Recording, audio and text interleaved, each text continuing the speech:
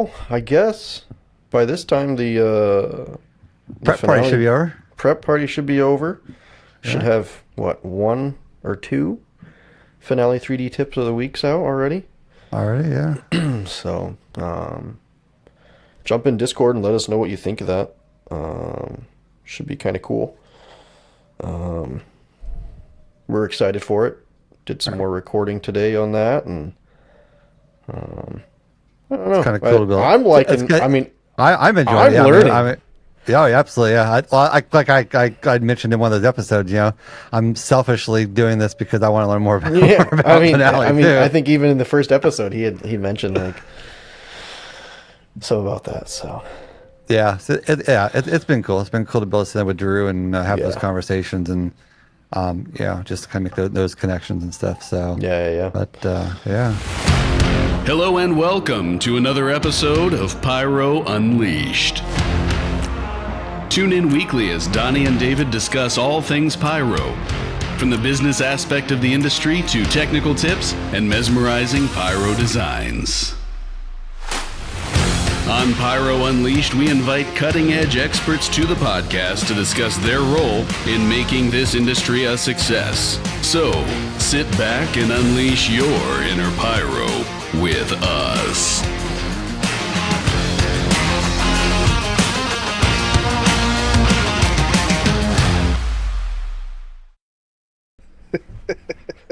See, I can't get it done right? Yeah. Take 2, man. I just keep talking to myself. I wasn't seeing anything intellectual anyway, probably. So yeah. Next time he does it, what you need to do is get some kind of voice overlay, and then just let him ramble on for like 5 minutes, and just have some stuff playing in the background. Oh, by the way, we haven't heard you for like 7.5 minutes.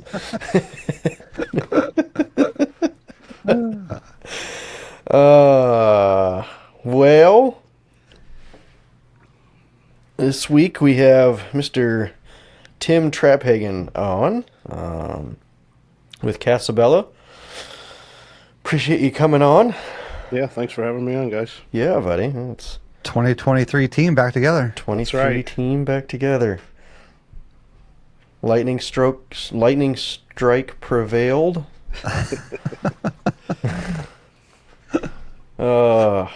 What a year that was. Lots of build up and then there was all lots of sorts letdown, right? Yep. It was good though. It was a lot of fun. Yeah. I think in the end, we all got, I don't know, at least 95% of our product in the air. Yeah. 100%. It's always 100%, right? Yeah. Always You gotta tell the boss. Well, as you've seen in the intro, we are being sponsored by Cobra this season. Huge shout out to Scott and company and team and everybody over there. As most of you know, if you've been listening, CobraCon is coming up, knocking on our door. Getting closer. We're about 6 weeks away. Yeah, right now. Yeah, I guess it'll be. Yeah, I guess. When this airs, it'll be about 6 weeks away. Yeah, about 6 weeks. Yeah. So. Yeah, I'm excited. It's gonna be a good time. Yeah, our show is ready to go. So. Yeah, labels are printed as of today. All changing 900 anything now. Nope, no change anything now. Nope. All 94 pages of labels. Sounds like it's going to be a lot of fun. It's gonna be a lot of something. A lot of As work. long as somebody And uploads the right we're audio gonna have track. we're gonna have a little discussion about labels later because I think we have a little debate there about labels. Yeah.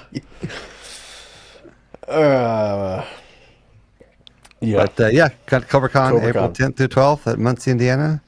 So come support Cobra and probably one of the premier kind of events in the country for shooters, especially if you're a Cobra shooter, or even if you're not, just want to come out and watch the shows and enjoy it. I mean, be a good time. Yeah, it's gonna be a really good time.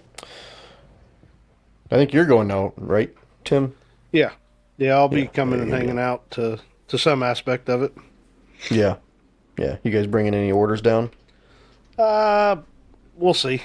Who knows how it goes? I mean, I get ya. it just depends. Not on site, obviously. We're I not gotcha. joined or whatever, but Doing deliveries on the way, right? Yeah, we'll probably have some stops along the route to make it worthwhile for the room and board, Yeah, I get you. Yeah. So.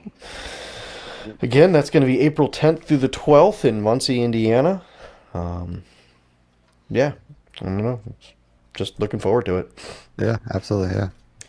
And then we have, like we mentioned, Finale 3D sponsorship this season. If you guys have been seeing our Finale tips of the week, I'll be checking for those out there on Fridays or every other Friday. We'll have a good cadence going and probably pick up towards the season. As always, Finale, the world's most powerful fireworks and special effects design software. Finale 3D is built for the real world. Whether you're working with pyrotechnics or DMX special effects, automatic scripting, sequencing, and addressing features get you ready for showtime in no time. And hopefully those tips and tricks you guys are going to be getting on Fridays is going to help save you some time for this upcoming season, because Drew's definitely showing us some little tidbit secrets. I mean, I don't feel like I'm new at it. I don't feel like I'm like crazy seasoned, but I mean, just quick little things he's teaching us is like, wow. Anything to make it go faster. Yeah, like lots of shortcuts. And, Yeah, it's amazing how much is actually really in the software that a big bulk of the people don't really even learn to use. Yeah. I mean, I'm guilty of exactly. it. There's so much that I don't even know on it, and I hear people talking, and I'm like, wait, you can do that? Oh yeah, yeah, yeah. It's way more powerful than sometimes even they put out. Which is nothing wrong with it. So, all right. Well, let's dive right into this. Obviously, Tim, you work at Casabella. What do you? I guess kind of give us a rundown. Who is Tim, and how'd you get into pyro? Just like everybody, same way as it starts as a kid story, But as far as getting into work at Casabella, I had shot a demo show down there, I think 2 years. Just had some fun doing, a little power musical script. And when I found out the previous employee was leaving the company, I reached out to Jerry and just said, hey, look, I've been doing my career now for 10 years. I was a control operator at a police dispatch center in Indianapolis. 10 years on, and just the stress of the job and just, the way it was, I was like, I'm ready for a change. Contacted Jerry and said, I heard that your employee's leaving. Is this something that you're looking at hiring somebody? I understand I'm a nobody, a backyard. I know that you don't know anything about me other than I came down and shot a show or whatever. And it was, I think, like, man, it had to be like the first week of June. And he's like, I don't even have time to talk to you. Like, I don't even know who you,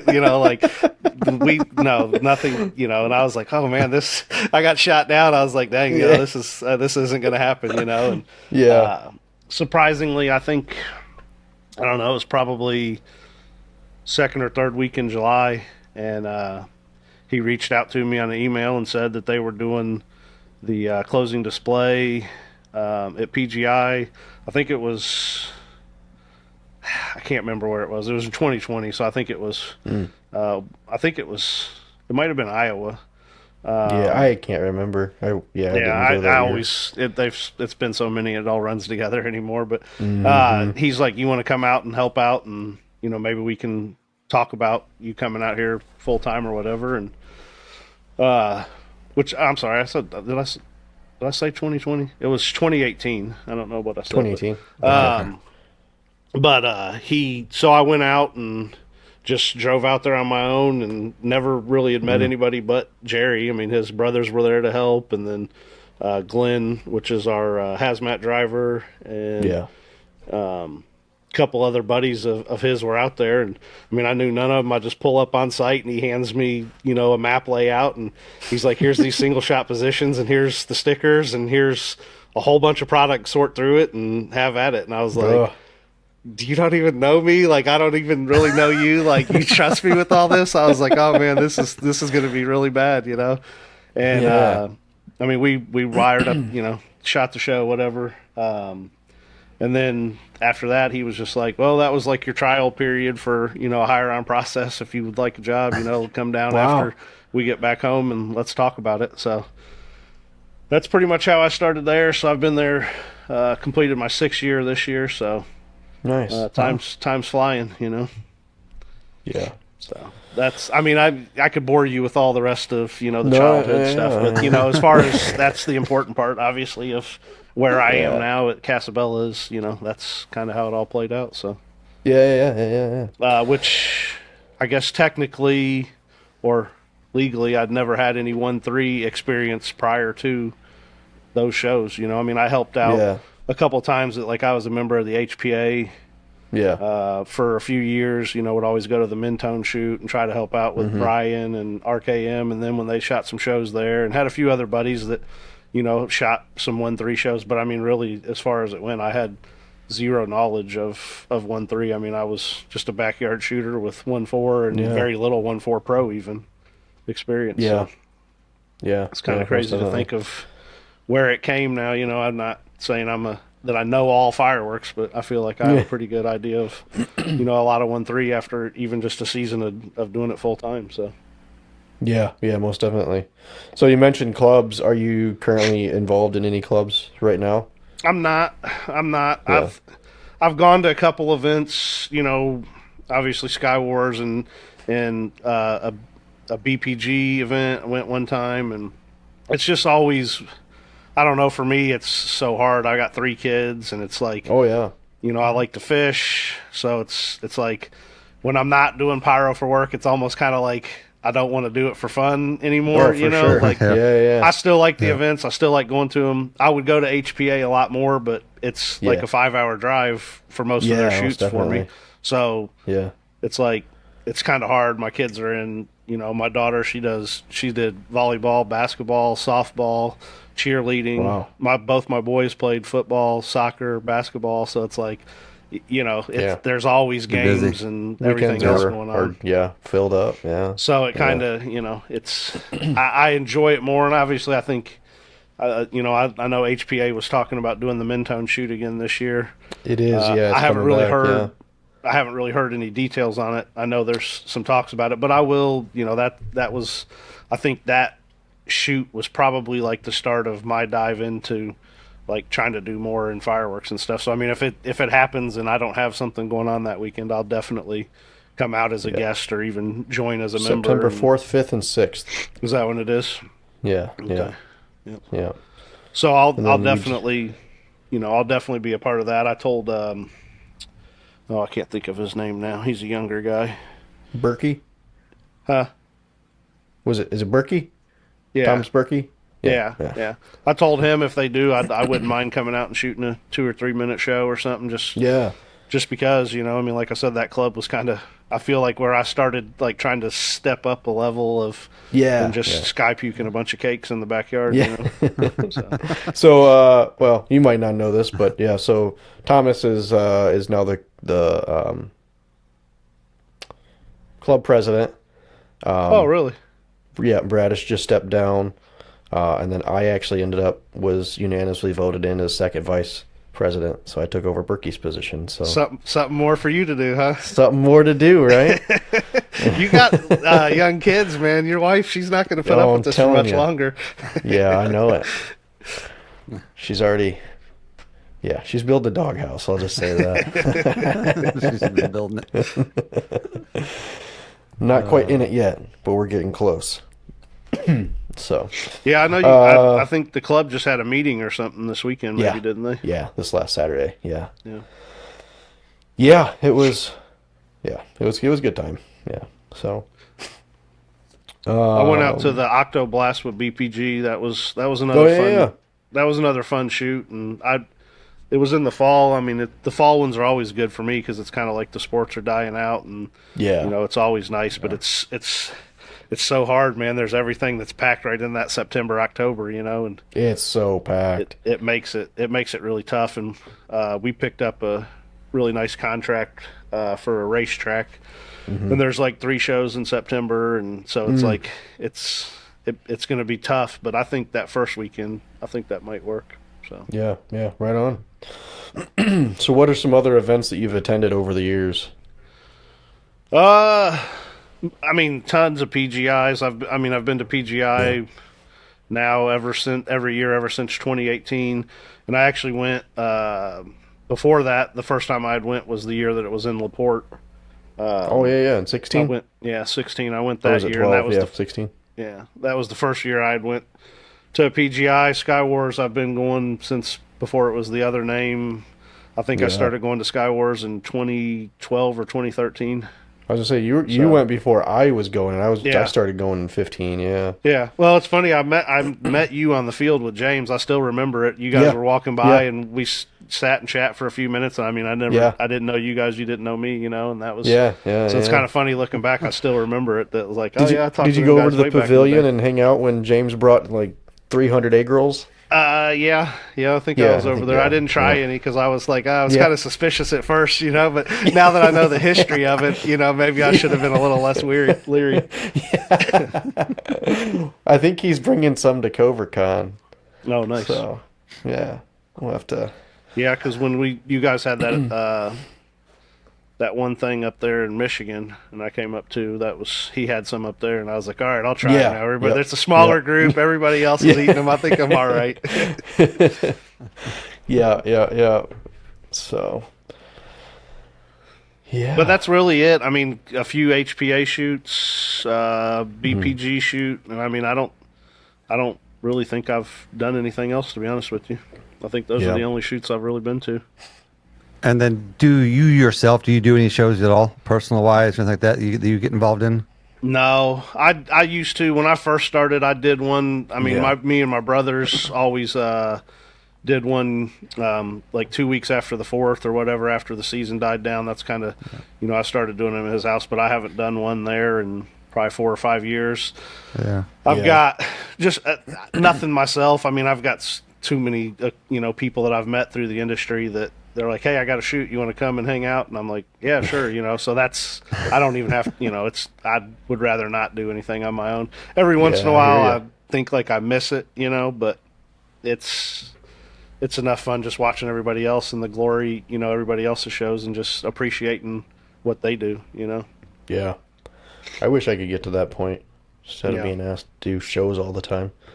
Yeah, I mean, it's bittersweet. Obviously, that's as far as shows go, that's what you live for, right? There's Yeah, Cobra for Cons sure. and the PGIs and the Skywars. I mean, those are the shows that mean something to all of us pyros, The Yeah. city shows, it's great. I love hearing the cheers. I love, when people go crazy. But, I mean, we all know that, those shows are not... they're not true pyro pleasers. You know what I mean? I mean, how many times have you Exactly. been told, like, oh, man, your backyard $3,000 show is better than my city's $100,000 show, and you're like, come on now. Yep. Like, Yeah, I mean, yeah, there's a lot of exactly. cool stuff, but, like, you can't compete, I mean, as far as, the size of shells and stuff like that. So, Yeah. No, exactly. In the future, do you plan to shoot another show at Skywars again? I wouldn't mind shooting there again. I mean, Skywars is I mean, that's where I shot. I mean, I think I've shot over the years, maybe, I don't know, 7 shows there or 6 shows. Okay. Yeah. Maybe yeah. 8, including the one that didn't actually get shot, if we want to go there. Yeah. But We'll leave it alone. But yeah, I mean, I would, but I think it's the way they have it set up now. I don't know that there's, a return show for people that have done the shows, unless it's like maybe doing the unlimited or something or whatever that, just to go out and have some Yeah. fun with. Yeah. Yeah, I had Which one of my crew members- Jerry's actually touched, briefly about maybe wanting to do an unlimited because he's, Good. yeah, he's really, I think now that things have we've got a pretty good crew working there, and he gets, I don't want to say free time, but he gets a little bit of, it seems like the passion is back for him. He appreciates the fireworks more now after things have calmed down in his personal life, stuff like that, you know what I mean? And Yeah. so he's mentioned maybe wanting to do an unlimited show out there, which I think would be pretty cool because Yeah, it would be awesome. I always appreciated his scripting. His show back in LaPorte was a really good show. Yeah. him and Harrison, did a really good job on that show. And then in Iowa at the Grand Public, I mean, I really enjoyed that show. I mean, he likes to use, he's not like a lot of us 1.4 Pro guys. He likes 4-inch mines, 4-inch comets. He likes he likes to do the full field slices with real fireworks instead of just little piddly 30 millimeters. So I mean, I think it would be. I mean, I think he would do an awesome job if we could get him back out there. Yeah. So. Yeah. I had one of my crew members. He was like, "Well, the only way I'm going to go to Skywars this year is if we enter the blind pyro." So I was like, "All right, well."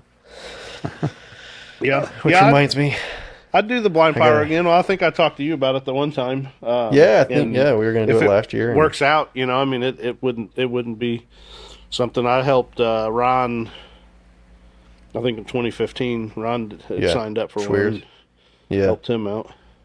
Yeah. I don't ever really hear from him anymore. I'm not sure he still does anything with fireworks or not. Man, I think I messaged him seeing if he would be on the crew for 23. Can't remember. I think he was golfing or something that week. I don't remember what it was, but he's like me. Once you, a lot of people, once you do it, it's like, all right, I'm going to go enjoy other stuff now. Yeah, exactly. Most definitely. Let's kind of get into, well, what firing systems have you used, and what's the pros and cons to, why do you use what you use now? And I've used quite a few actually. I've touched several and used several personal shows. I actually started out with it's probably no longer. Well, I know it's no longer because there's a real name, but there used to be an older system that was called the Mongoose, and it was like a, I don't know, I can't think of the guy's name, but it was like a backyard pyro that created it, and it used some little boxes and slats, and I bought into it and had 3 or 4 of them, and that's what I started using. And then switched to Cobra because it's like, like you always know, nobody ever has. What's this Mongoose? What is that? This is before the new system, obviously. Yeah, the new Mongoose. It's completely separate. I don't want anybody to think like, what the heck's this guy talking about? But I switched to Cobra. I had Cobra for a little bit I think I only had like maybe 18 M's or something like that originally, and just kind of used it for, basically I started out like everybody and, started with 3 positions in the yard and put, 3 200-gram cakes, a left, right, center, or, put some 500s in the middle. And then Ron, me and him kind of partnered up with some stuff and bought into Starfire. So I own 10 modules of Starfire and the panel and everything, and used Starfire for probably 3 years on my backyard shows and everything. I mainly because I like slats, because I always, in the garage months ahead of time would wire up cakes or wire up single shots and plug them into slats and leave them shunted and just leave them sitting in my garage. I mean, I lived at home in my own house by myself, and, I didn't have kids and other stuff like that. So I just, in the garage every night after work, would go out there and mess around for 2 hours and, have stuff rigged up ahead of time so that I could actually enjoy the day. So that's why I switched to Starfire, and then quit using Starfire because it was me and Ron that shared modules and stuff, and I got to the point where I was wanting to do more and stuff. So then I sold off the Starfire and bought Cobra because a bunch of the guys had Cobra. So that was when they had come out with the 36 M's and had the slats. I was like, oh yeah, they got slats now. Like I can go to slats. So did that and shared with friends for probably 2 years, and then when I moved down here, I sold all my stuff because I'm like, well, I'm going to work for a firework company. I don't need any of my own stuff. What do I want to have all this sitting around for, And so then moved down here, and obviously we use Apex. And then we've recently bought Mongoose to use for some of our wire. We shoot at a stadium, so we shoot off of 4 rooftops and down along the track, so we didn't want to run cables and all that stuff. So we've integrated that into our arsenal now. Very good. And then before, I've had buddies that had, oh man, I can't think of it now. Well, whatever. I can't think of the name of it. I think it was Pyromate, I guess. So I've used Pyromate. Yeah. I mean, so as you can see, wireless was not really a major draw factor to me when I was using it. Yeah. You know? I mean, I use wired systems, and on the old Pyro U forum, I mean, that a lot of the technology that what was his name, Joe Ratman, came up with all those designs and everything that he always posted over the forum, and a lot of those were wired. And so that's, I mean, I was like, well, everybody's building these based off of wired, like it must be good enough, you know. And I would say for 90% of what I've ever done, it is fine. But you run into issues like we had at Skywars, or, you know, obviously you need shoot off a barge or something. I mean, wireless is fantastic. Oh, for sure. And I would say, I mean, to me, I think obviously the future is wireless. I think, you know, with what Cobra's done and even with what Mongoose has done, I mean, it's, you know, I think the reliability is obviously proven that it's not just some cheap 4Q Chinese system that, you know, you can't walk more than 100 feet away from, you know? Yeah, exactly. So, I mean, that's my use. And I mean, I think the pros and cons, I mean, I think, you know, they kind of speak for themselves, really. Yeah, every one of them speaks for themselves, really. I like a lot of things. I think nowadays, as long as you got quick plugs, you know, I mean, I think that's where it's at. I hate messing with wires and stripping wires, and, you know. And here I am getting ready to plug in 2,800 Qs that are not going to be quick plugs. It is what it is. I mean, off the site, I don't think it's a big deal. The day of, though, I think it is huge. You know, if you do a lot of prep work, it's a game changer. You know, it's not a big deal prep work. I mean, yeah, sure, you can save time, but, you know, you're having get-togethers with 5-10 people that come out and can, you know, it saves. It doesn't. I mean, it saves time, but it's not the end of the world in that situation. I mean, but I think, you know, the day of, you're rushing around, and, you know, you're got a late start, or somebody delivered the product late, and the quick plugs makes a big difference. Which I think all major systems probably offer quick plugs now. I mean, I know at this point, I think the top 5 obviously do. So getting there at least, I think. Yeah. And I think with, you know, I know we bring in, you know, regulated E-match that has quick plugs on it. You know, I know a lot of people think, you know, MJG is the only place that does it, but there's a lot of regulated companies that do it. And they might just bring it in for themselves and not, you know, offer it on their price list. But if you ask them, there probably is some availability of it. Yeah, I know we're looking at bringing some in, so just a matter of time. Yeah. But all right. I will say I like Mongoose a lot. I know. I mean, I think it's obviously a really awesome system.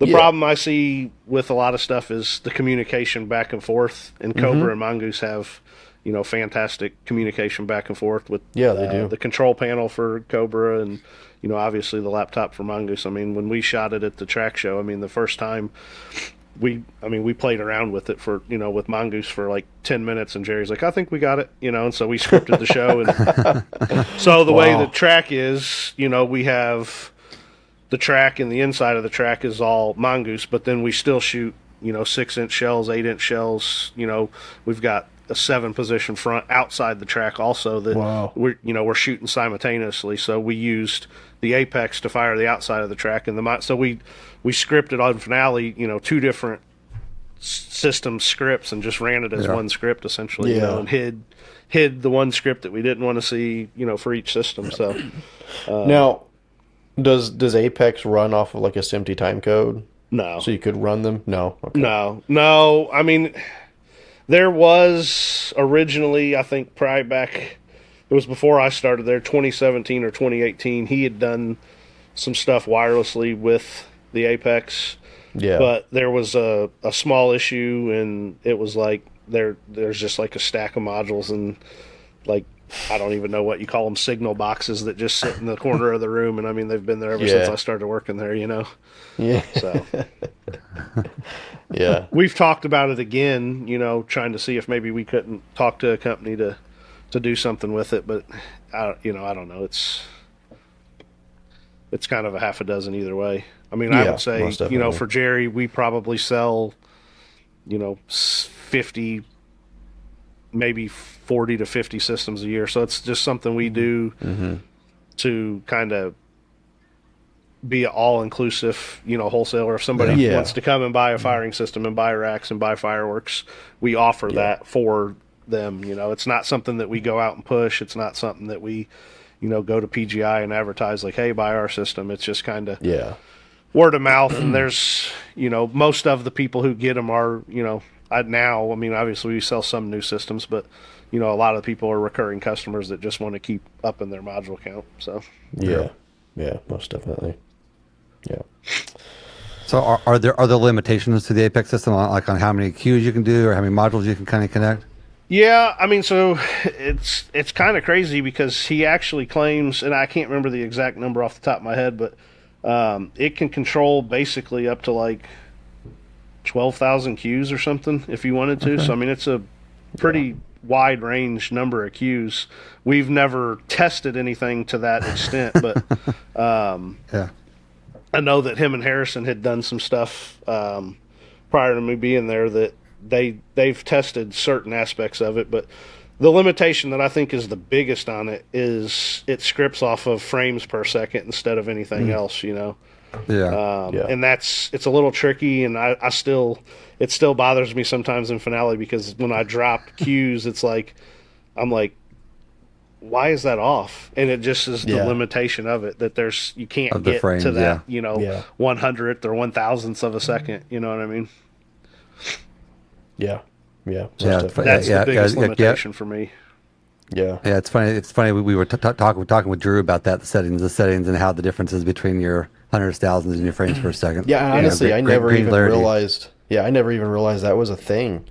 I just kind of have always just scripted in thousands, and start to look at it, and I start to realize that maybe that's why, and again, the general person probably wouldn't realize it, but as a designer, you want to nitpick and well, sure, bother the hell out of what you did, and maybe that's been kind of some of my issues. So well, that happened to me the first time I scripted one.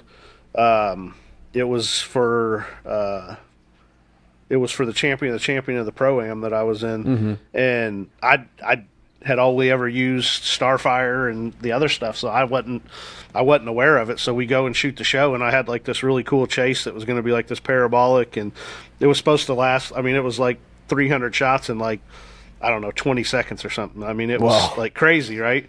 And when it started happening, I'm just looking in the sky like, what is going on? And that chase drug out for whatever reason, it drug out over like 25 seconds. Oh, wow. I don't know.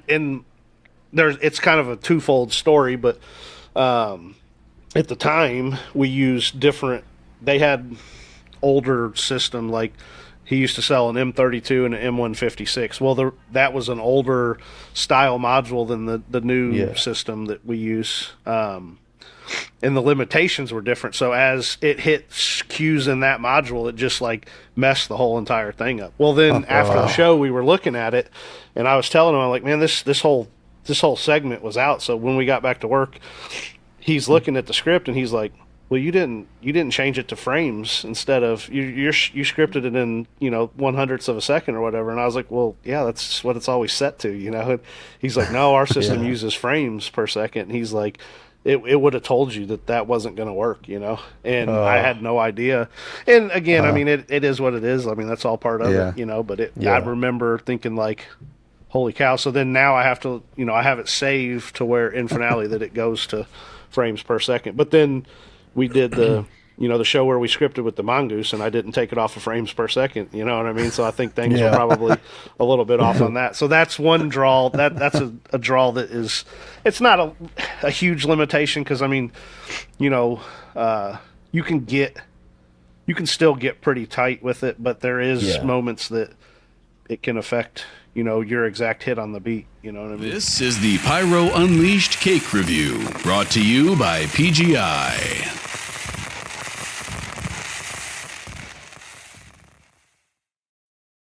Still waiting to see that cake on your shelf? So it's that cake coming to Casabella near you.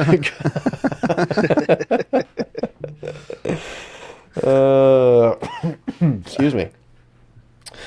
Again, this segment has been sponsored by PGI. Since its founding in 1969, the PGI has been dedicated to helping you do whatever you love and want to do in fireworks, legally and safely.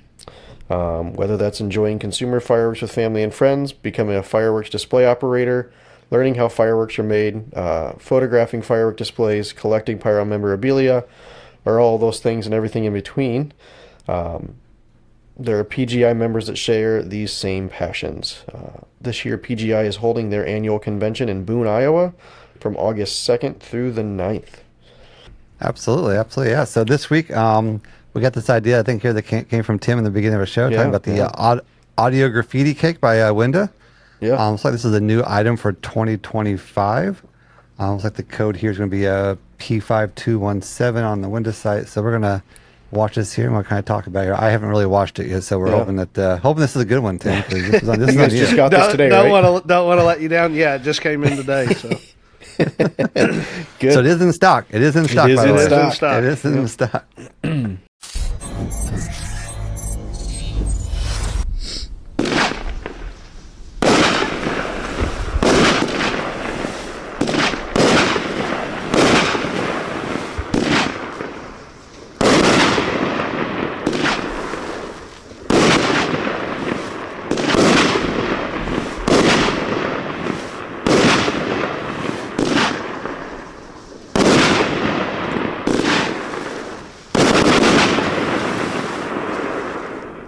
Well, it gets an extra point for no crackle.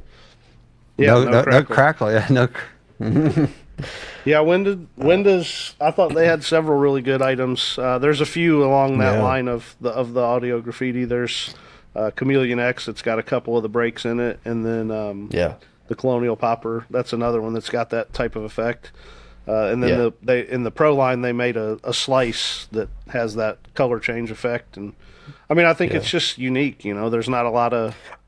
I like the color change and then the lace to like add to the end. That's really nice. Yeah. Yeah, the variegated, like that red and green, right? And then it transitions into that red kind of lace kind of thing, which is kind of cool. Yeah. Yeah, I think they call it a 500. I'd say it's more like a 350. I think we put it on the list as a 200, but I think it's along that lines of a 350. Really, it's that 8-1 size packaging. Okay. Is it 1.5 bore? I don't think it's quite 1.5 inches. It's probably a little bit smaller than the 1.5 inches. Yeah, which I was surprised. For for those willow breaks, that's impressive. Then they were solid breaks in there, and I think it's. I was a little leery, on the Chinese video. But I've seen. Excuse me. I've seen a few of the newer series cakes, that are similar to that, and they're pretty on par with their videos. Maybe their saturation or something's a little bit. Stretched out, but it's pretty impressive. Yeah, I don't know. I'm like a 1 out of 10. I'm gonna give that like a solid 8.5. I do like up that. there. You're going up there. I got up there on that one. I like the color. That was Sky Comet quality there, isn't That's a Sky. Is that Sky Comet quality? I'll go like 7.5. I think 7.5. All right. It's a really cool effect. I think it's something that I would use for sure. But I think that's fair. With the mixed assortment in there, it's a little bit harder for the guys that are making a pyro musical. I'd say it's not a true design piece, so to speak. No. But again, the bigger brother to it. It's the Colonial Popper, or like I said, the slice that we sell from Wizard that has that. The blue peony to color change in it. I think, you'll see the value in that as, if you're okay with breaking stuff apart or using the slice, Yeah, most definitely. Yeah, it was a nice piece. I don't know. I really like that. Yeah, I guess I started thinking more outside of Pyro Musicals on that one, and more on like, yeah, just doing like a backyard display or something. Like, it is such a unique piece, and like you said earlier, Tim, like that color change I think is really going to be a big hit for the 25 season. Yeah, it seems several Yeah. manufacturers have done some stuff like that. I know Raccoon, I think, had a couple of pieces that we've ordered this year that had it, and Yeah. even Happy Family, I think, had one or two in their lineup that we ordered, or maybe and Miracle's another Yeah. one that we carry that has a lot of those. Yeah. I say cutting edge. It's just different, I guess. Not the same, peony break or chrysanthemum break that every cake has in it. Yeah. Now, Yeah. Are you guys carrying any of those circle cakes? Yeah, we ordered a Wizard 1.3 that has the circle effect. Okay. I didn't really see any in the 1.4 Pro that had it when we were ordering. I think somebody's since come out with it on their list, but it's not one Yeah. that we ordered. It's just the Wizard 1.3 that we got. Yeah. Okay. That was Yeah, that was another popular one, right? Yeah, I was gonna say, have you guys seen? I don't know if it was consumer or pro, but it was like there was 3 sets of them in this. I think it was pro. Yeah. There was 3 Yeah. sets of them in the case. Yeah. One of my customers texted me and was like, "You need to get this." So. Yeah, immediately, right? Yeah. Now the one that we've gotten the most, I would say the most calls about is, like the one that Judy shot with the smoke and the waterfall and the shot. Raccoon's got that one out, and I mean, I think we've had like 400 calls over the last month of whether we were going to get that Pro Line cake. So, Wow. Yeah. I know Yeah, we're it's- waiting for our version of it to come in. So hopefully Yeah. it comes in soon. yeah, it seemed like, I mean, I've seen a few videos. I mean, there's some that are better than others, but they're all pretty close, I think. And we do have the Raccoon one coming, but I think that's been one of Good. the more talked about cakes this year as far as Yeah. people wanting it. Yeah. I mean, I know that I probably pushed the 1.3 smoke scene. I think did it twice last year, and I hadn't. Correct me if I'm wrong. I didn't see anybody else. I haven't really seen anything in the States of anybody doing anything like that. No. Up till the point that we had done that. So Yeah, I don't think so. yeah, obviously had gone pretty viral with 2 or 3 different times in China. They had done it. Yeah. So Yep. yeah, that just got me thinking of something. I don't know why. It's like, why don't we try to do an American flag Yeah. out of smoke? That'd be All right. cool. Anyways, There you go. we'll work on that one later. Yeah, there's Keep a little that more one. details that are going to go into that. Yeah, a That would little be- bit. That would be pretty sweet. Yeah. Huh. Yeah. So Well- just a quick thing, just a quick Yeah, thing. yeah. Along we were talking about some of the effects that we're seeing in the pro stuff. Yeah.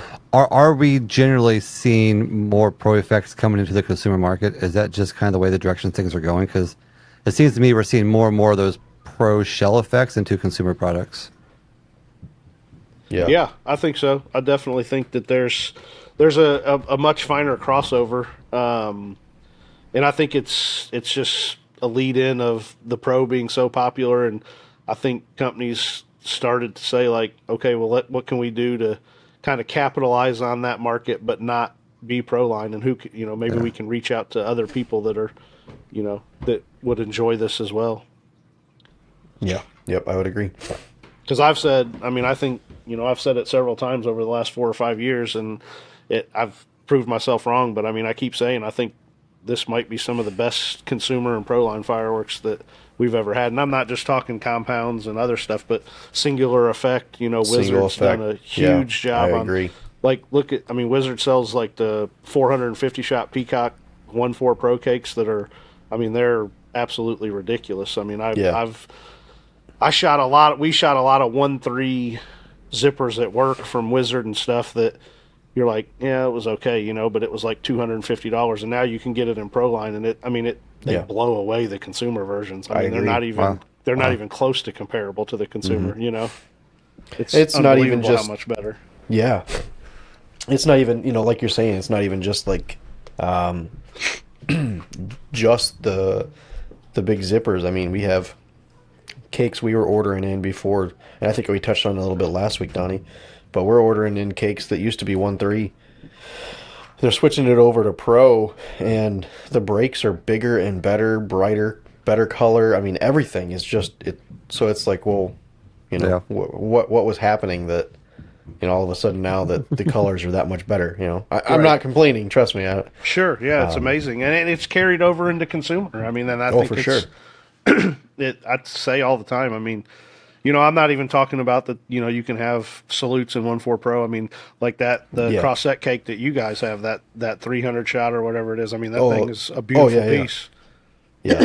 I mean, that's a beautiful piece. We ordered an all purple cross-set fan cake from Wizard.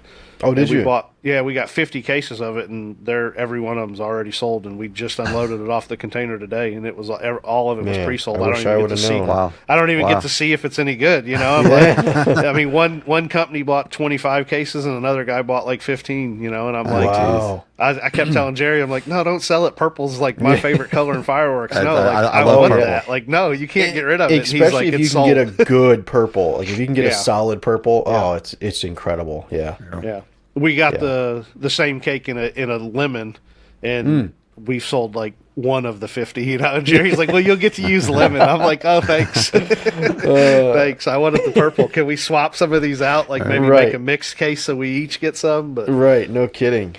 Yeah. yeah, it's those type of effect. It just seems to really be taken off. I think more Yeah. and more pyromusical guys are really cherry picking what they want. Yeah, I mean, it even goes down to like, the duration of maybe a waterfall or this, that, or the other, something coming out of this factory as opposed to another one. They're really, really diving deep, and I appreciate the fact that people, don't necessarily all. I mean, I mean, we work in it, right? We know that everything we carry is not the best. Like I will be the first to tell you, like everything I carry is not 100%, of what it should be. So, the fact that people are willing to go out and shop around and find this, that, and the other to make that pyromusical the best it can be. Yeah, I appreciate that, and I think it's awesome. Yeah. Yeah. Yeah, that's like, I mean, another example of that is I saw the smoke waterfall and strobe cake that I was talking about from Raccoon. I saw Dominator posted on one of the posts on Facebook, and they said theirs was coming in. And we tried to order some of it from everybody. So, I mean, that would have been, I didn't realize that they made it. I guess maybe when we made our order or put our order in, I didn't see it on the list. But, I mean, I saw that, they offered some really nice, like, was like Howl to like a red, white, and blue. I don't know if you saw it on your order form, but that the new howlers that are coming in that have like the red tails or the green tails or stuff. I mean, that's pretty cool as opposed to just the straight whistle. I thought was there's some pretty unique ones coming in.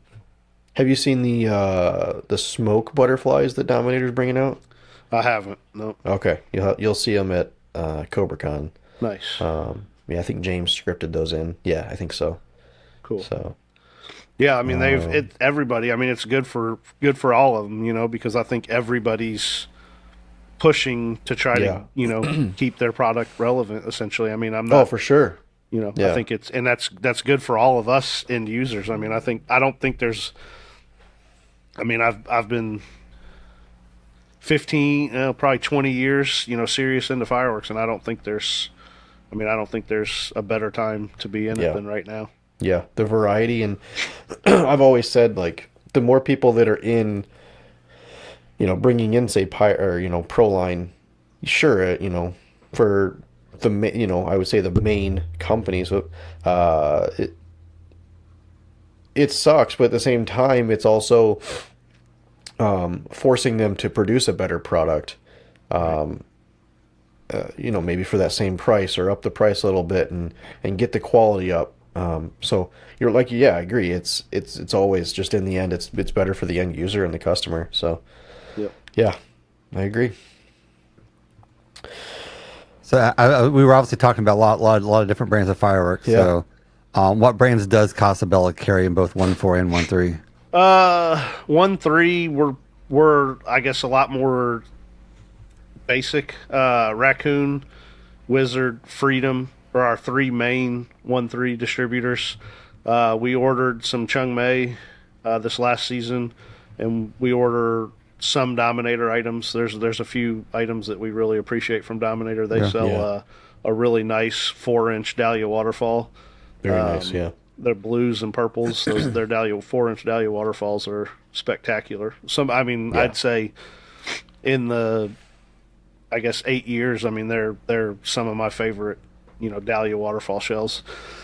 And I think we used to carry, we've carried a variety, we've still got maybe a select few Ledoux items. We used to order a container or two every year of Ledoux. It's kind of dwindled down a little bit. We carry some Adon shells. They're Mexican made. We order just the 10s, 12s from them. Okay. Some other, sometimes we, like little big shots, we get, American made salutes from them. And I feel like there's one I'm leaving off for some reason, but mainly that's it. Vulcan, obviously, we used to always carry.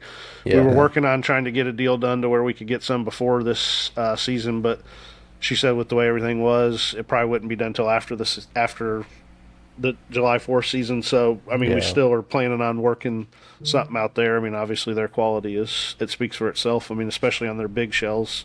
Their Pro line is fantastic too, but their big shells are, the pixie dust is what everybody knows Nishikis as now, and the Nishikis don't even hold a candle to them. So, and then 1-4. We bounce back and forth all over the place.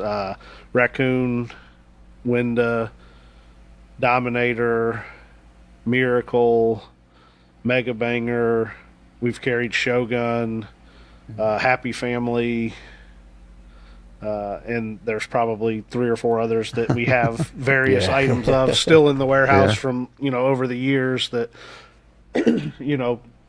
and maybe that we still order some of. I think this year we were looking at maybe adding some T-Sky into the lineup. Okay, yeah. And then Pro line, Dominator, Wizard, Raccoon, Chung Mei.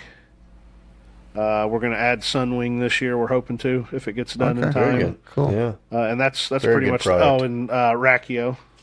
Okay. Yeah. I guess we've heard it about 100 different ways of how you're supposed to pronounce that name. But Yeah. I don't think anybody really knows. yeah, I just say Rachio, and it is what it is. So It's like everybody trying to pronounce Chung Mei. yeah. Yeah. That's funny. So what what role do you play at Casabella? It'd be easier to What, name let me I was just about to say, what role do you not do at Casabella? that would be the easier way to put it. To be honest, a little bit of everything other than stuff that Jerry doesn't want to relinquish his rights or abilities to, Yeah. as far as answering the phone, taking sales calls, scripting shows, shooting shows, pulling product. Literally everything. I rarely do it anymore, but building racks and mortars. Obviously we don't do any consumer racks or mortars, but anything 2.5 inch up and above, we make our own mortars and build our own racks. And we've got a couple other guys that in the off season, that's kind of their full-time role, but I have gone out and done that, but that's mainly the only thing really that I don't do on a regular basis, Yeah. Ordering the product, inventory. You name it, it gets done. We're a very small crew, so it's Jerry, me, Glenn, and then Isaac and Brendan. That's the full-time crew. During the season, he's Catholic. He's got a huge family. I think there's like 675 kids and grandkids and cousins and brothers, and so he got a surplus of an army for whatever we might need more people out there. Yeah. So Yeah. So I guess we've kind of touched on you guys do wholesale and retail. You guys obviously do like 1-3 shows as well. Yep. Yeah. Yep. Yeah. I mean, obviously our main thing is wholesale. Mm-hmm. That's what he started. He started out as a retail store, I think like maybe 2006, 2002. I mean, I don't even remember. He's been in the game for a long time. Yeah. And then he started shooting for the town that we're in. Corydon, Indiana is the bigger city by where we're at. Or I mean, it's still a town, I guess. But Yeah. they shot a show there one year, and he thought, well, why don't we look at progressing this further? I believe before that he bought from like Kellner's, and there was another place that he used to buy the 1.3 from, and so then he got more into doing displays, and then thought, well, I'm already importing all these containers for retail, and now 1.3, I might as well start a wholesale company. Yeah. So Yeah. Exactly. Makes sense. Well, let's see. What is Casabella's website, and how can they reach out to you if they are looking to purchase some of the amazing product that you guys carry? yeah, casapyro.com, CASAPYRO.com.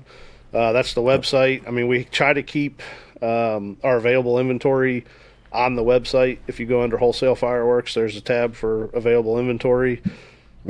Sometimes in the off season it doesn't get updated as regular as we like, but during the season we try to get it like every Saturday or every other week just to update. And it's just like an Excel format. I mean, it's nothing fancy like some of the bigger companies, but it is easy enough that you can go on there and look, and it's broke down by 1.4 consumer, 1.4 pro, and then 1.3. And I mean, you can export them and look at it in Excel, and then if just contacting us. I mean, obviously the easiest is through email, just because we're in the middle of nowhere, like most wholesale companies.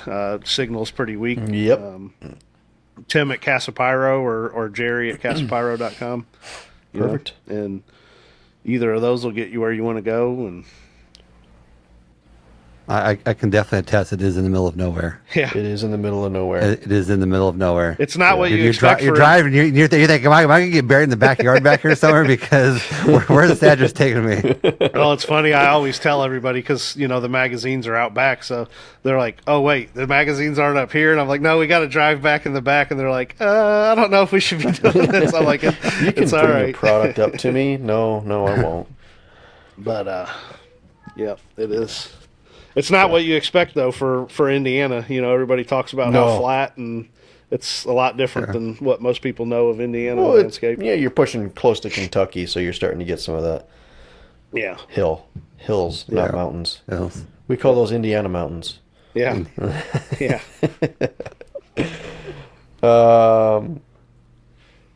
Yeah. So how are you guys handling the tariffs this year with the 10%? Like, We sit Everybody's- around and eat. Yeah, it's a touchy subject, right? With everybody. Yeah, it is a very touchy subject. Yeah. We're not. I mean, he sent around an email, and basically, I think what we're going to try to do is maybe just split the difference if the 10% takes effect, which Yeah. obviously I think it's inevitable at this point in time, at least for Yeah. somewhat. So basically, we were trying to just come up with a fair idea, and instead of going through, because some items we ordered 100 cases of, if we got 40 in stock and 60 more coming, like, do you put an item in your software that says this one's at $58 and this one's at $65? It just Exactly. is a headache. So I think what we came up with was we're just going to add a 5% fee for whether it was in stock or whether it's new coming, and it kind of just balance out that cost.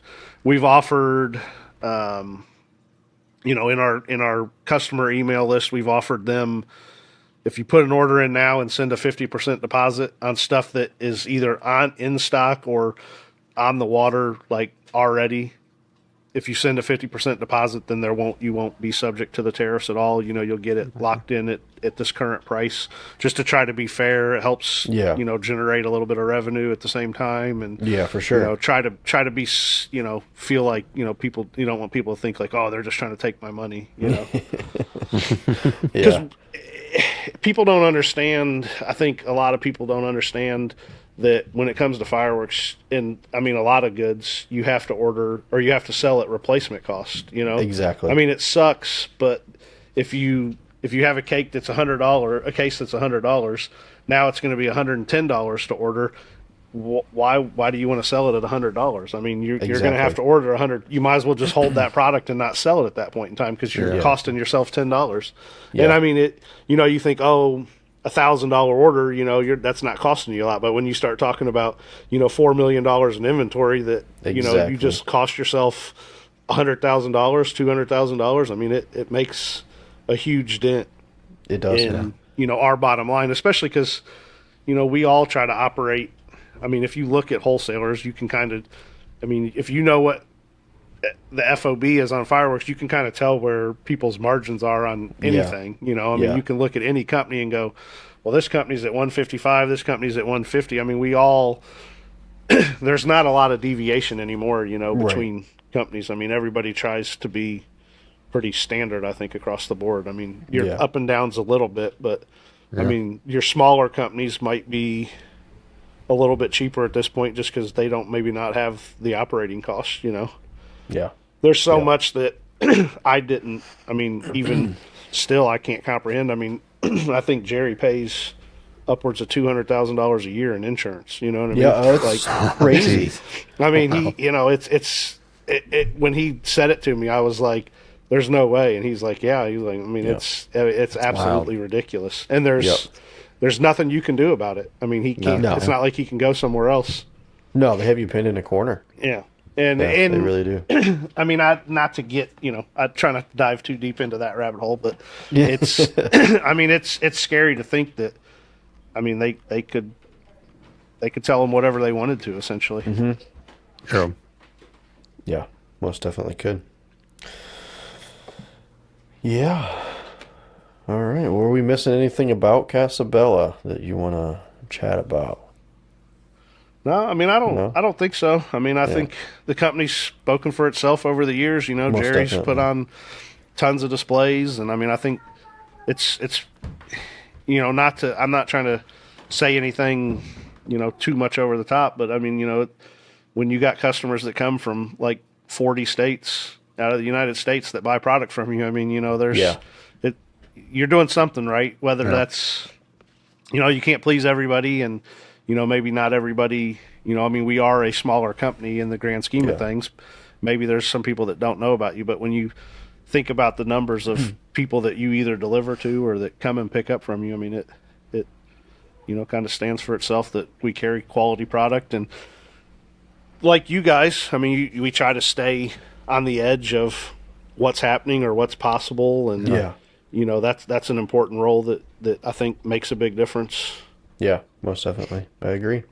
I know for me, like meeting with people in the industry, it's a lot of that family-owned, very small business type of ownership that really makes it really kind of stand out. And every interaction I've had with you and Jerry has just been phenomenal. Very, very, very much that family-friendly type of business. And so you see that a lot in the fireworks community, is a lot of these very small family-owned businesses, and I think that's what really makes the industry, that much better. Yeah, I think it's. I think in that regards, it is cool seeing family operated or owned, and I mean that's two of the Brendan and Isaac. That's his son and his stepson that work there. So me and Glenn are the only real outsiders, and then the rest of the family pitches in. If we get a container and something happens, we need extra people. I mean, he gets his family out there, or rack building days. We've had rack building days or pallet building days to where we're get 10 or 12 of us out there and we're knocking it all out. And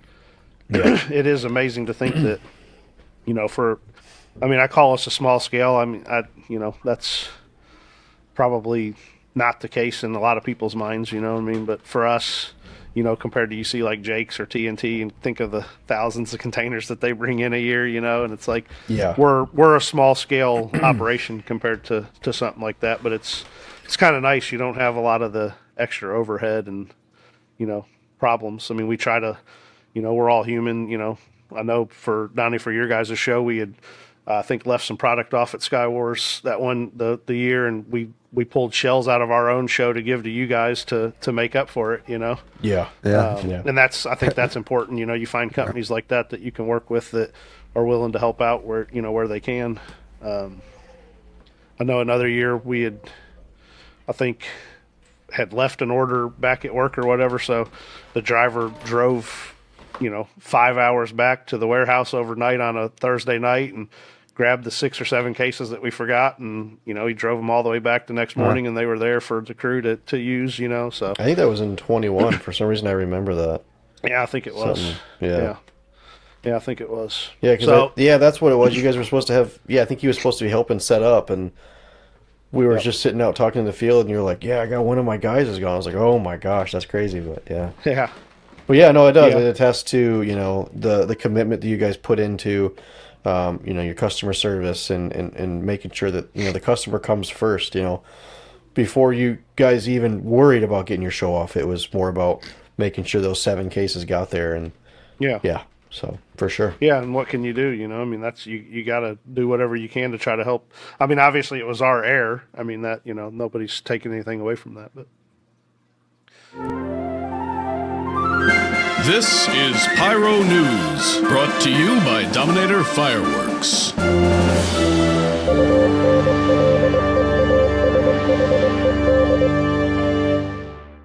There it is. All right. Pyro News by Dominator. Dominator brand fireworks is one of China's fastest growing fireworks brands. Dominator Fireworks covers all categories of fireworks, including consumer fireworks and professional display pyrotechnics. In addition to the Dominator brand name products, they produce many private label products for their customers. Dominator can custom manufacture or procure any product to your exact packaging and product specifications, or they can recommend products to suit your market's needs. So huge shout to Ed and Matt over there at Dominator for supporting us, and going to have them on the podcast here at some point this season. They've been there, got Western Winter Blast, and I think we're gonna try and separate them out. Unfortunately, I was kind of hoping to get them both on, but we'll make it work. I think, we'll get them on. Yep, definitely excited to get Matt on here at some point, talk about some of the stuff over in China. But let's see here. So this week we have some interesting pyro news here. Interesting pyro news. Yeah, this came out of the New York Post. Yeah. Passenger shoots fireworks at car in apparent road rage incident on dash cam. This. I mean, it's kind of. I mean, you kind of watch it. It's kind of interesting. Yeah. A passenger pickup truck shot a bunch of fireworks at another car in a road rage incident in Washington State. The woman recorded the moment a 4-door Dodge pickup. That's probably the problem. The Dodge driver had been following her, quickly pulled ahead of her on the road on February 2nd. Once in front, a passenger in the pickup truck began shooting fireworks similar to Roman candles in the direction of the car. Video shows around 7 white sparkling fireworks shooting out of the dark cab of the truck, bouncing off the road and shining bright in the windshield of the unnamed woman's car. The target driver attempts to evade the firing line by pulling to the other side of the pickup truck, but the fireworks continued to stream from the menacing vehicle's window. Yeah, the pickup drove off, and once the target driver pulled into the parking lot, according to the report, the sheriff is asking for public help in identifying the car and its owner. So they haven't identified who it was yet, but there you go. Yeah, it's crazy. Don't shoot fireworks at cars and road rage incidents. That's unbelievable. Were they shooting at a Ford? I don't know. It didn't say. It didn't say what the person was driving. Yeah, but it probably you think wasn't you would anything. carry a lot of other objects in your car to like try to inflict damage to somebody before you're just like, why do you roll around with a 24 pack of Roman candles sitting next to your driver's seat? That's got to That was speak the volumes. backroom special from Jake's.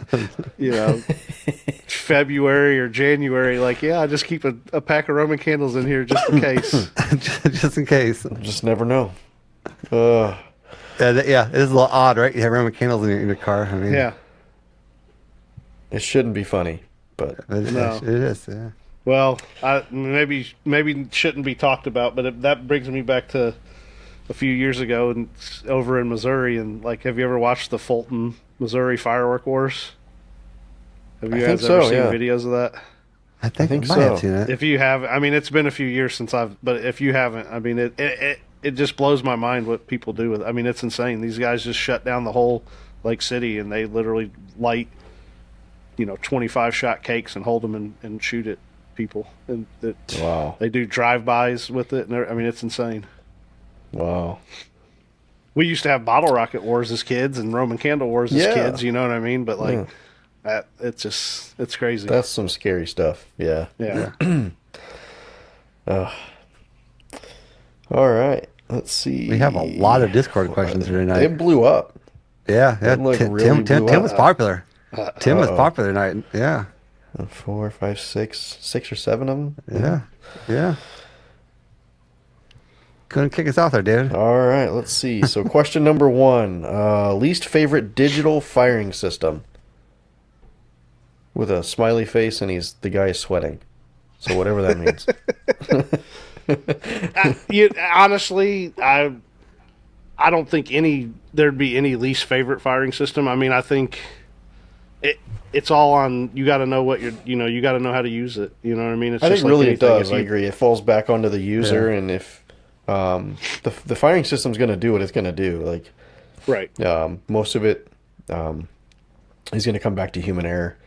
Yeah. However Yeah, they and kinda- issues are going to arise with any of them. I mean, and I'm not saying that, I mean, you see all the time, oh, I shot a perfect show, or this, this was as close to perfect as it could be on any system. I mean, every system I've used, I've had fantastic shows. I mean, have I had mistakes on shows? Sure. You know what I mean? It's happened, but I don't think there's a bad system out there when it really comes down to how much money you have, how many cues you need, what you're looking to do. I mean, we still all the time use the little 4Q wireless systems when we're test a shell at work or something. I mean, we still use those. I mean, I'm not saying for, not for like a pyro musical or anything, but you know what I mean? I think obviously it's, every system has, flaws or positives to it that I don't think there's a bad one out there. Yeah, I'd agree. All right, here we go. When you're printing labels, do you print your labels by product ID or by position? That's a good one. And actually, This has been the family feud. Well, so it's probably different for everybody. Yeah. For us as a display company, we print them out by product ID because when we have 64,000 cases of fireworks on the property, if you print it out by position, you're going to get a red comet here, and then 10 minutes later you're going to get another red comet, and 20 minutes later you're going to get a red comet. And whereas if you print it out by product ID, what we do is if you got 20 positions, you put out 20 bags across the floor. You see a red comet, you need you need 34 of them. You go to the box, you pull out 34, and you sticker a product and drop it in that bag. Yeah. Interesting. So all right. I've done it. We've done it multiple ways, but typically on a big show for work, we would do product ID. Product ID. All right. So Well, I've always done it by position because I do it a little different, I guess. So we line up our product in a container or whatever, distanced away from the building, and then we'll have one person just pulling product and stickering it and putting it in a box for a position, and then it gets set to the side, and then he just moves to the next position, and really essentially you're just going in a big circle, going down the line, grabbing your product, throwing it in the box, and then sending it to the next person in line. So either way can be done. Yeah, and it depends on what you do. The reason we use product ID is because we operate out of like 16 buildings. You know what I mean? Right. So there's stuff everywhere, and we have a pull sheet. Obviously, we use Finale inventory. So we have a pull sheet, but we go back to the building like on shells. 1-3 shells. We go back to the building. We have one of our buildings, building 1, is considered a single effect building. So that's where all our single effect cases are. We have bins in there for open, partials and stuff. So we go in and we look at the pull sheet from Finale, and then we have the labels there. And so you kind of concurrently pull out of that bin. So there could be 100 bins in that room, and then on top of that, unopened cases that you got to look. So it's just easier for us by product ID. I mean, I think it just depends on what system, or route you set up the show. So I can see it either way. Yeah. Let's see.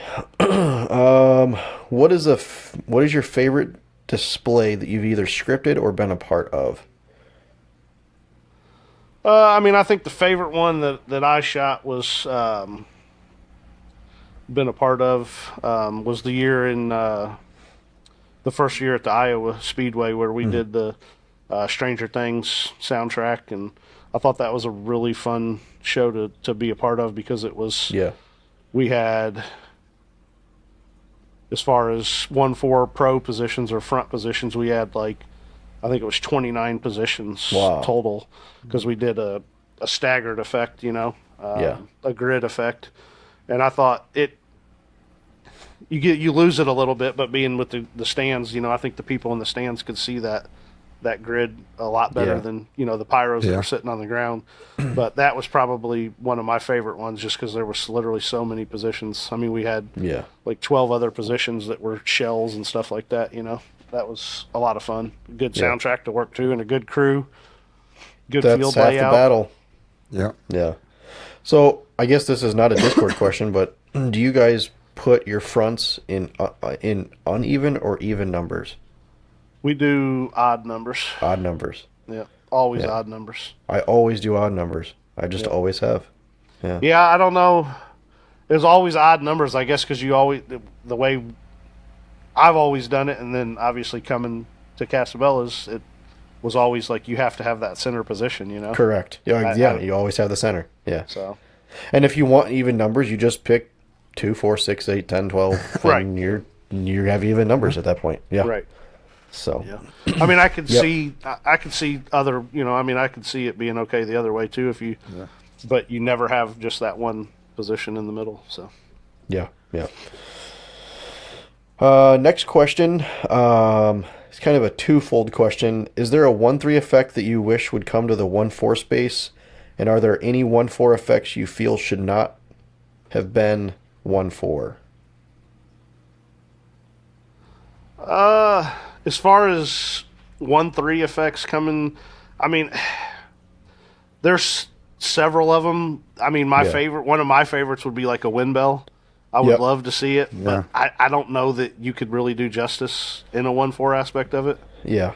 I mean, I just don't think you could. I mean, it's kind of similar, I think a lot of people call them different things. I always call them jellyfish, the little globs that kind of, and I mean, that's as close to a wind bell as I think you could really get in the consumer market or even pro line market. Yeah. I mean, a 62 millimeter, or maybe, if you could get one of these companies to make a 75 millimeter, maybe you could get some of them in there, but I just don't think you'd have the duration, the hang time that you would really want. Agreed. I mean, it's essentially like a nighttime parachute in the 1-4, right? Yeah. That's essentially what and the it bell just is. kind of circles. It does, and hangs. I think there's two torches on there on a helicopter blade, and it spins. Yeah. Yeah. We had in that display in Iowa, we used it was called Freedom 6-inch 100 Dragons Dance is what they called, and they were a little more unique. I mean, it was a 20-25 second hang time on them. I mean, they all the way to the ground, and I still remember when we shot them and they were falling to the ground, and Ruth come running over, and she's like, "How many more of those are there? You don't lie to me. You don't lie to me." And I was like, "That's it, Ruth. It was one hit." You know what I mean? And she's like, "You're lying to me. You're lying." And I was like, "Ruth, it's just one hit." She's like, "Those are all the way to the ground. We can't have any more of those." I was like, "That's it, Ruth. It was one hit." I was like, it was one hit. I said, "Jerry's got 5 cases, but he would only let me use one case." I was like, I would have used them all, but he wouldn't let me because I think they were. I mean, I think the import date on them's 06 or something. I mean, they're classics. You know what I mean? So, Yeah. So, and then I mean, as far as an effect that shouldn't have gone to 1-4, I mean, that's kind of a loaded. I mean, they're crackle. No, no. I mean, I don't think there's anything that shouldn't have been. I mean, sometimes. you know, it's. I don't think there's anything that shouldn't be in it. I mean, I think everybody likes something. I mean, I love crackle. I don't like it mixed throughout cakes, but I mean, some of my favorite endings on shows have been, you know, the Dominator instant crackle cakes. I mean, I've shot like 15 cases of them at once, and I mean, it's like the people in your backyard are like, I mean, it blows them away, you know. They know your show's done. Yeah, there's no question about it, you know. Yeah. If I had to say, I really wish that smiley faces would get improved upon in the 1.4 market. Yeah. The other one that I really has some face rockets, but they're, you know. Yeah, they're always questionable. Not symmetrical. Yeah, exactly. Yeah. That was, I think, and I don't even know what shells they were, but I remember Nate and AJ's show had like those ring shells in them, and I really wish in consumer that you could get like a really good ring shell, because you know, you buy like a 5-inch or a 6-inch ring in 1.3, and it's like you just spent like $28 a shell for a ring shell. You know what I mean? Exactly. You're like, there's no way that shell is worth $28. You know what I mean? Right. Like, you're like, there's what, like 60 stars in it? You know, like maybe. Give me a willow. You know, like. Yeah. So I think that is, to me, would be any effect like that would kind of come down. I'm more of like, it's, I guess, from being in the professional aspect of it, like a budget type of person. You know what I mean? You have to. Yeah. You have to break down like a cost per shell or cost per effect, and I mean that's the only way I would say, like, I wouldn't want to see this effect in there, because I don't think it would be as good, because you can't make it for $1 a shot. You know what I mean? There's just no way you could see something like that. You know? Yeah. What is your favorite step in creating a pyro musical from beginning to end? My least favorite's picking music. Yeah. No, I mean, my favorite step would be, I mean, I think seeing it happen. I mean, obviously that would have to be, the favorite step would be like actually having it set up and hitting play, and like the first firework going off, and you're like, okay, at least something happened. Yeah. You know what I mean? But I enjoy all of it. If you don't enjoy all of it, then I mean, it's going to show, you know, at some point in time. I mean, as far as picking the music, like, it's hard sometimes. You know, you pick a song and then you sit down and, you know, put some fireworks to it, and then like after 10 minutes or 5 hours of listening to the same 30 seconds over, you're like, okay, scratch this, you know. This song's not being used. Yep. But you still have to enjoy that part of it, because that's like the start of it, you know. And then you get into scripting, and it's like, you know, it's tedious. It's a lot of work that goes into, you know, making effects and stuff like that, that you still have to appreciate it, though. You know, you still have to enjoy it. Otherwise, you know, you lose something in the process of it. Yeah, agreed. Yeah. I mean, and I guess on another answer to the same question would be just like hanging out with the people on the crew, like on setup day and stuff like that. Those moments are moments that you know, that's part of what makes the experience of the show too, you know? Yeah, I agree. Yeah. Yeah, I mean, obviously we have this weekend coming up, but I mean, I was texting some of the guys that are coming out, and I'm like, I am really looking forward to this Friday, like this Saturday, like just getting to be able to hang out. Sure, it's going to be cold, it's going to be snowing, but it's going to be a good time to you're going to laugh, catch you're back up, enjoy yourself. Yeah. So. Let's see. Someone wants to know how long it takes to script a Skywars show, from conception to printing labels and reports. 2 weeks. 2 weeks? No, I mean, Donnie, you're probably already working on your next one, aren't you? I mean, let's be honest here. You got what, 3 years, 4 years in this one? I mean, that's a broad answer. I mean, it depends on everything. I mean, I've you know, I could sit down if I had what I felt like was a good base of soundtrack music to getting into the actual script. I mean, I could do it in 5 days. I mean, if I wanted to, you know. But I mean, you know, there's little things that, I mean, months, I mean, if you really want to be honest, months to a lot, 2 hours here, an hour there, 30 minutes here, 4 hours here. You know what I mean? It's like, I mean, you guys know, you know what it is. Yeah. I mean, it the answer is any amount of time. Too long. The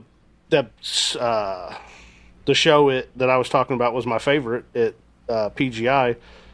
We got the soundtrack done on, it was a Thursday night, and we were leaving on Tuesday, and the soundtrack was done on Thursday night, and I scripted that show in 4 days, 3 days. Wow. It's funny because some of the shows that I've done that are my favorite are either A, they're rushed, or B, I'm limited on the product that I can use. So I'm more limited time-wise, product, there's a constraint there. And I don't know why that is, but maybe it's just the aspect of there is a limitation, so you appreciate it more. Yeah. And I think for my answer, it also is really easy when you have a whole entire wholesale fireworks company that you can pick inventory from. Yeah. Like I don't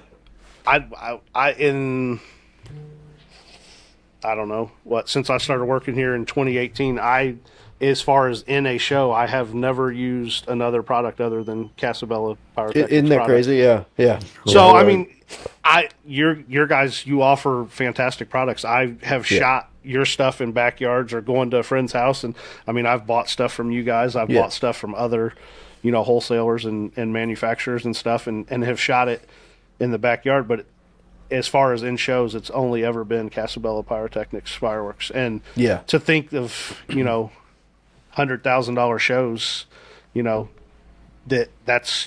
it makes scripting easier for me because I don't have to go. You have the product. You can literally go and touch it. It's there. Yeah. So you're not worried about getting it. Yeah, exactly. It makes that so that's why I mean, part of, for me, the process is easy, and it can be as simple as, okay, sometimes I've done it to where you pick your product before you even script. You know what I mean? There's sometimes there's shells that when we get in our demo, we'll shoot a shell and I'll look at Jerry and say that's getting shot in every one of our shows this year. Yeah. If we have 40 cases of it, you're putting 35 on hold for us because I don't want to sell it to anybody. Exactly. I mean, it's that's honesty. Yeah. There's a lot of times that dealing with that product that I'm like, we're shooting that. Nobody else is getting that. Yeah. Nope, I would agree with that. Let's see. And there was one more that just came in. Curtis is wanting to know how you feel with having the 23 competitors back together. Oh, it's awesome, man. We had a great time out there. There's nothing but love for me when it comes to pyrotechnicians, man. You know what I mean? It's not about the challenge. It's not about, the competition. It's just about the friendships and stuff. You know what I mean? For sure. I mean, I've made phone calls to you afterwards and said, this is what needs to happen and this is where it is. And I mean, their show was killer. I mean, it was awesome show. Yeah. I would like to collab with people. You know what I mean? I agree. That's why I see you guys doing things on shows, and it's that's cool as shit, when you really think about it, Yeah. I mean, that's awesome. Yeah. No, we'll have to do something. I don't know. Man, you got me thinking now. We'll have to collab and, I don't know, we'll create something big's in the works. We'll just say that. Don't know it yet, but it's something big in the works. All right. So what's next for you in upcoming shows? You have anything planned, or I mean, obviously, you guys' typical city shows, but I don't think we really have anything planned. I don't know when our first show is. I think it's probably related to the track that show that we picked up. They do one sometime around Labor Day, Memorial Day.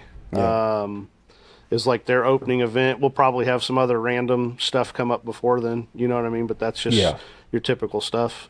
And I don't know that other than those kind of city shows and stuff, I don't know that we really have anything in the works for this year at PGI or Skywars or any other events. So Yeah, gotcha. we'll definitely come out to PGI still, but Yeah. I forgot to ask you earlier. Do you host a training class or just a demo? no, we don't do a training class. We just have a demo. It'll be Okay. I can't remember the exact date, but it's always the third Saturday in May. It's third Saturday in May. Okay. Yeah, third perfect. Saturday. It's always the Let me weekend see. after Mother's Day because Okay. we didn't want that conflict. I think Jerry, the first year he did it, maybe did it Mother's Day weekend and got a lot of backlash. So Yeah. ever since then, Looks it's always like, been the weekend after. Looks like May 17th, I think. Yeah, that sounds right. Yeah, perfect. Well, we will put that in the description and add it to our calendar of demos. So, You guys All do right. a couple demos a year, don't you? yeah, so we do one in November. Can't remember what the date is for this coming year.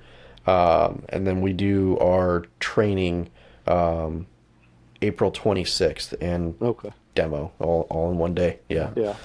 Very busy day. I know it's, yeah, I mean, it's probably one of the more popular days is to do it in that. I don't know, for whatever reason, that last Saturday in April, it seems to always be, I think, American Spirit of 76. Yeah.